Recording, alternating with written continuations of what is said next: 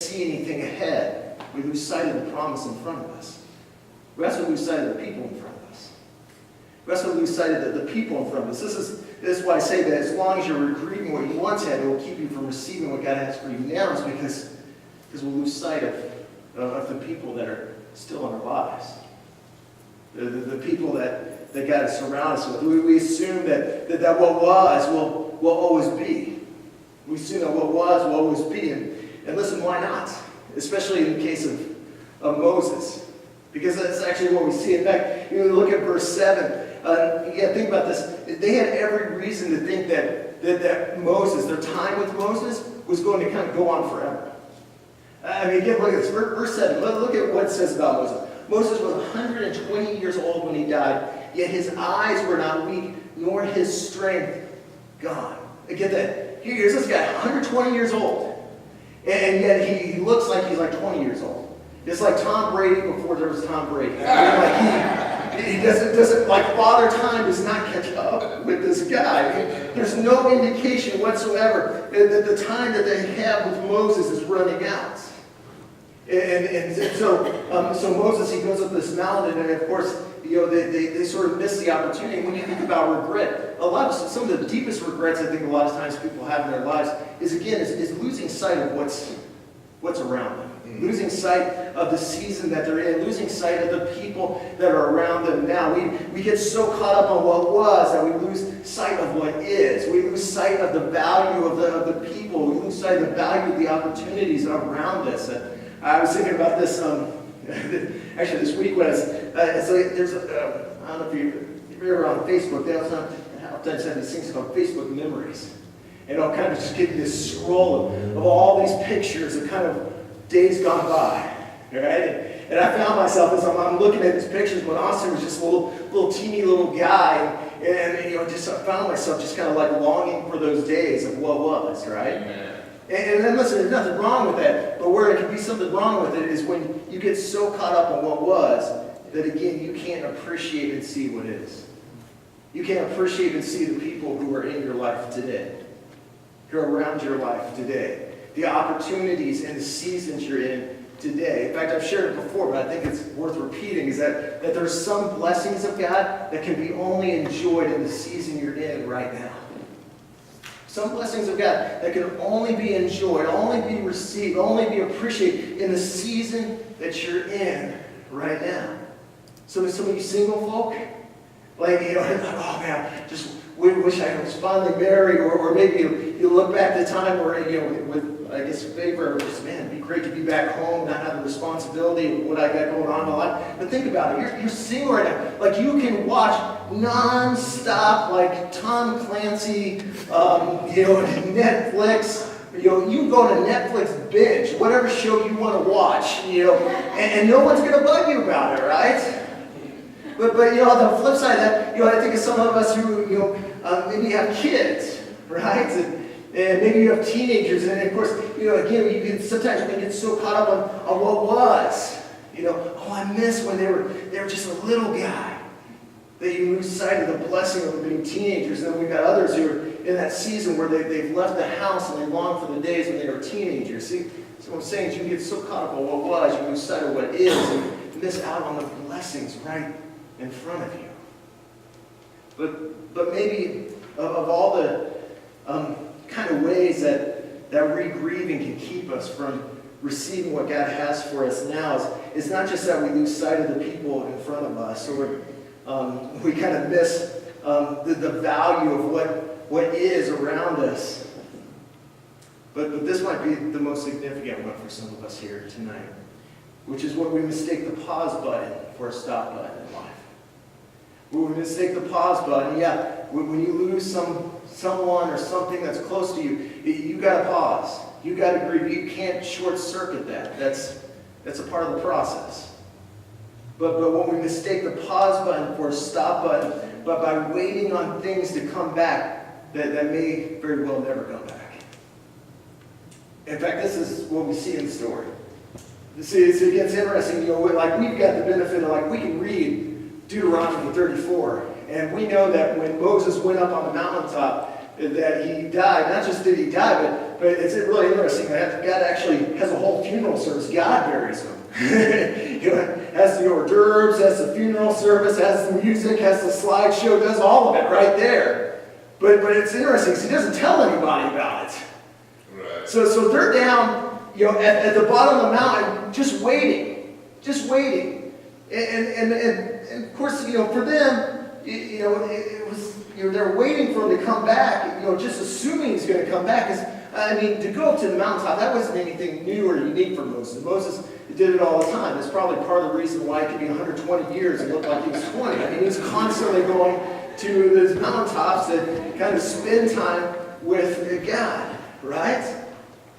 But listen, I share that with you is because what we see is this picture of these people, this nation, just at the bottom of this mountain, waiting for someone, waiting for something that's never going to come back. And listen, I wonder for some of us, when it comes to stepping into the promise, stepping into the dream, stepping into the future he has for you, I wonder for some of us, if we could get really honest and get really real, how many of us, that's a picture of our life? How many of us, the reason that's keeping us from stepping forward is that we're waiting on things that if we were really honest are never really coming back. We're waiting on relationships to be reconciled that maybe never will. We're waiting on opportunities to come back around that maybe never will. And listen, my encouragement with you on this is simply this, is don't spend your life waiting for something that's never coming back. Don't spend your life waiting for something that's never coming back. Don't waste the moments of your life so close to God's promise, so close to what God wants to do in your life, that you just kind of rest and you just sort of sit there and allow the pause button to become a stop button. I don't know about you, but I think one of the most frustrating things in life is actually to live a life where you're just sort of on constant hold. Like, you ever been on hold? Like, you ever called like a customer service place and just elevator music stops, or actually starts, and just seems to kind of keep on going? In fact, I recently read an article of this Australian guy who's checking on his flight on Qantas Airlines. Not to throw them under the bus, but he's calling and immediately it comes on, this message comes on and says, an operator will be with you shortly.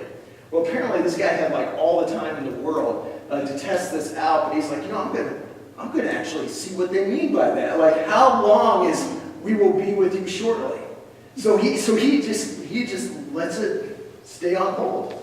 And I guess as the article goes on, like, how he kind of passed the time as he read some books and searched online some stuff, even slept a little bit, which part of me sits there and thinks, how do you know? How do you really know they didn't come online and say hello and you were asleep and then they just put you back on hold? But anyway, but eventually, get this, he was on hold, get this, for 15 hours.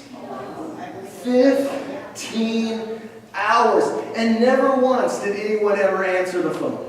Never once did anyone pick up. And look, I share this with you because for some of you, when it comes to breaking through the new year, stepping into the promises that God has for you, this new work that He's trying to birth in your life, for some of you, it starts with taking the time to hang up. Taking the time to get your life off of hold. Yeah, pause. Yeah, hey, grieve when you're dealing with a loss and dealing with something that's significant. But don't get stuck there. Don't allow it to become a stop button. Sometimes you got to realize it's never going to be the way it was. And I'm going to step into my promise. And if I'm going to step into that, I can't stay here forever. I can't stay here forever. And I share that with you because this is actually where a lot of the tension is, where it's really tough for us, because we sit there and think, oh, that's great, that's really hard. Yeah, I don't, not to stay here, I need to move on, but it's tough for us because, especially kind of like the Israelites, especially in light of like insufficient evidence. Again, kind of going back to them, they're standing around this mountain, and as far as they know, Moses is going to come back. And how many know it's really tough to just kind of, drop the shovel, kind of to not try to dig up the past, not to live in what was, and actually step forward to what is and what can be, as long as there's still that sense of a little bit of a shadow of doubt in relation to what was. Like, it'd be easy to move on if I knew without a shadow of doubt He wasn't really all that into me, right? It'd be easy to move on if I knew that Moses was really gone. But this is kind of what brings us back to, I think, really the interesting part of this text. See, it's interesting that Moses, again, it says he buried. Or I should say God, it says he buried Moses, right? In fact, Deuteronomy 34:6 says he buried him, and no one knows where his grave is. And you're left to ask, well, why do that? Well, why not invite everyone else to the funeral? Why not invite everyone else to come and to bring the slideshow and to bring all their memories, their stories? Why not allow them to kind of have this moment of closure? Listen, I think this. I think sometimes in our lives, I think sometimes God will bury things because he doesn't want us to find them anymore. Because listen, I think God's ultimate desire for them was to go on, not on a recovery mission, but on a possession mission. His desire for them and his desire for you is, I want you to possess your future instead of trying to recover your past. And the reason that I feel like God, that it kind of includes that portion in there of God burying Moses, because he knew their tendency and he knew that those ours. Which is our tendency, as long as we know it's there, as long as there's still some uncertainty, as long as I'm looking back and there's what was, and I know where what was is, and I'm holding on to everything with all that I've got, I'll never move on to start embracing what is and what can be. As long as I'm pulling out the shovel, when it comes to that dead dream, when it comes to that dead hope, when it comes to that dead opportunity, as long as I'm trying to shovel it back up, trying to breathe life back into that dead thing, into that dead dream, into that dead person, as long as I'm trying to do that, what happens is I am neglecting the very kids. I'm not talking physical kids, but I'm talking about like the kids of a new dream, of a new opportunity, of a new place He's trying to birth in our lives and trying to raise up in our lives, and we can miss it. Because we have this tendency to take the shovel, we try to dig up what God has buried in our lives. And listen, I share this is because the reality is you can't fully appreciate the season you're in right now if you're still trying to excavate the last one. If you're still trying to pull up what was. Again, grieve it. You mourn it. You celebrate. You hold on to those great memories. But you don't re-grieve it. Don't allow your grief to turn into regret because you just lived there. Because you allow the pause button to become a stop button. And listen, again, I get the pushback. Because we think about that person, or we think about that opportunity, or we think about that job, and we can't even imagine stepping into something new without that. Without it or without them. Right? Amen. God will give us a vision, like He gives us a vision of Z.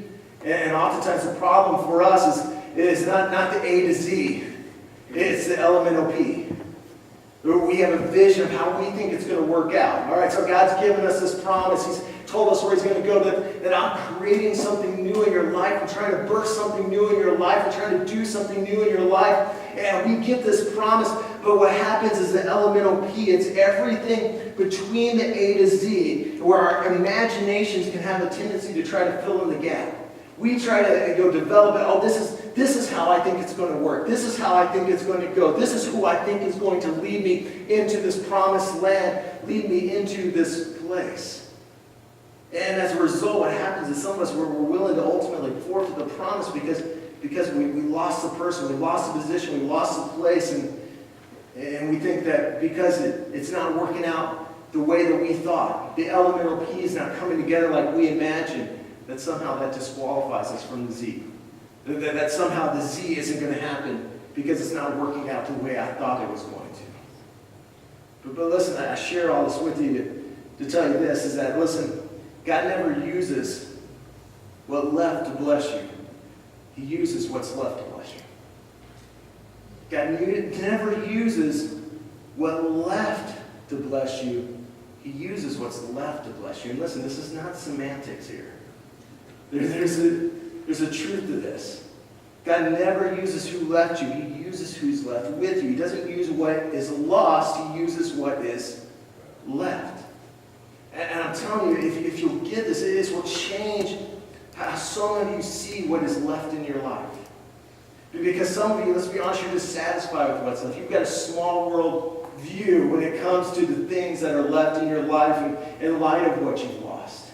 In light of the grief, in light of the hurt. And I came to tell you that you got to understand that that what's left is everything God needs to bless your life. What's left is everything God needs to bless your life, even in this new year. In fact, a great kind of, as we start to wrap this thing up, a great story that speaks to this actually is in 2 Kings. And it's a story of this widow who, again, she loses everything, or seems like she loses everything. She loses her husband, she loses her income, she loses everything that seems like of any worth, any value. And this prophet comes to her in 2 Kings 4:1, and it's interesting how he goes about this. He says, and it kind of describes it here, it says, the wife of a man from the company of the prophets cried out to Elisha, your servant, my husband, is dead. Here she's sharing her grief, she's sharing her heart, she's sharing her brokenness. And she goes, and you know that he revered the Lord, but now his creditor is coming to take my boys as his slaves. And again, it's this picture of, again, I've lost it all, right? But I love Elisha's reply to her. 2 Kings 4:2, it says, how can I help you? Tell me, what do you have in your house? I love this. Tell me what do you have. In other words, this prophet of God, by extension, what God's saying is, look, I can't help you until you first learn to recognize that you've got something left. You've got something left. All you're focused on oftentimes is what you've lost, but I can't do anything until you change your focus from what you've lost to what you have left. Again, not what you've lost, but what you have left. And I love her response here. And again, it's a response that reveals a lot of our tendency, but also reveals a lot of hope. 2 Kings 4:2, the second part of that says, your servant has nothing there at all, which, again, we've got this tendency, don't we? That in light of losing what feels like everything, losing something of great value, we have a tendency to diminish the value of what remains, right? I don't have anything. I've got nothing of value. Nothing matters anymore. Because this thing I really believed in, this person I really loved is gone. And yet, here's where the whole story starts to turn. She goes, I feel like I've lost it all. Everything I had is gone. And then all of a sudden, there's this moment that it turns where she has this moment of realization, accept. I've lost it all, except I've got this small little amount. I've got this small little jar of oil. It's not much. But when I look at my life, this is what I got. See, the challenge when you lose something, it can be so easy to lose perspective, lose sight of what God has still given you and the value of what still remains in your life, and often will diminish and will degrade what's left because of what left or who left.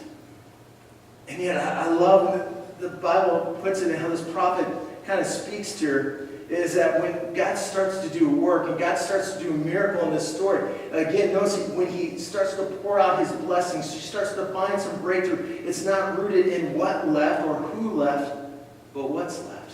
Look at this, 2 Kings 4:7. She went and told the man of God, and he said, go sell the oil and pay your debts. And this is the part I love. And this is the part that I find so hopeful. She says, you and your sons can live on what is left. You can live on what is left. I can't make it without him. I can't make it without this job. I can't make it without this opportunity. I can't make it when I think of all that I have lost. No. You can live on what is left. You can live and you can find hope. And God can do a miracle and God can do a work with what is left. See, so often we get so caught up on what left or who left, we lose sight of the power and the miracle of what's left. And how God oftentimes, when he wants to bless us, he doesn't bless with who left, he blesses with what is left. In fact, the Bible puts it this way, it says, the man or woman of God is thoroughly furnished for every good work. In other words, listen, if you needed it in this season, you'd have it. And if you don't have it, it means that you don't need it to step into all that God has for you. Amen. And I'm telling you, you need to hear something. You can scowl at me, you can look at me, but it's the reality, it's the truth. And listen, I'm telling it to you not to drudge up bad feelings or hurt feelings or wounds, but because, listen, I believe with all my heart that God wants to see some breakthrough come into some of your lives. And some of the reason that you're not stepping into what God wants to do, the new thing he's trying to birth in you, is because you're so stuck in what was. You're living in what was. Yes, you grieve. Yes, you hurt. And yes, it's not taking away its significance. But there comes a point where you've got to grieve and then you've got to go on. Yeah. God's got something for you. God's got something in front of you. God's got something ahead of you. In fact, the very heart of the gospel message is this. And in fact, this is what I love about this, maybe the most hopeful words when you look back at that story in Deuteronomy 34. And it says Deuteronomy 34:9. It says, get this, it says, now Joshua. So here they grieved. In fact, in verse 8, we actually see this. It said they grieved. They grieved the loss of Moses. And then they were done. In other words, again, the problem's not with grieving. The problem's with re-grieving. The problem is just getting stuck there. It's allowing your grief to turn into regret. But then there comes a moment. I love that. Now, Joshua. Now, of course, we have a lot of us, you don't have to be a Bible scholar to know that Joshua was the guy who would ultimately take over for Moses. He would lead them into the promised land. He was the heir apparent, right? But what you might not realize is when you start to look at actually the name of Joshua. There's power in the name, right? Power in the name of Jesus. There's power in this name too. See, the actual meaning of the name Joshua, get this, is in Hebrew it literally means God's salvation. God's salvation. So here we get this picture of Moses dies. And it's when he dies, when they actually grieve, they go through the process. They don't short circuit the process, but then they grieve and they go on. All of a sudden we see God's work showing up in their life. We see God's plan showing up in their life. We see God's purpose showing up. But not just that. One of the reasons I love kind of preaching off of Old Testament stories is because so much of the Old Testament is a foretelling of Jesus. Yeah. It's a foretelling. It's a picture. It gives us an imagery. So much of these stories, and this story is the same. It gives us a picture of Jesus coming. Moses was great. Moses did a lot of amazing things, but he was simply a foretelling, a foreshadowing of someone who is greater, who is going to come. And an interesting thing, when you look at that name, Joshua, do you realize what the name Joshua in Greek is? It's Yeshua. What does Yeshua mean?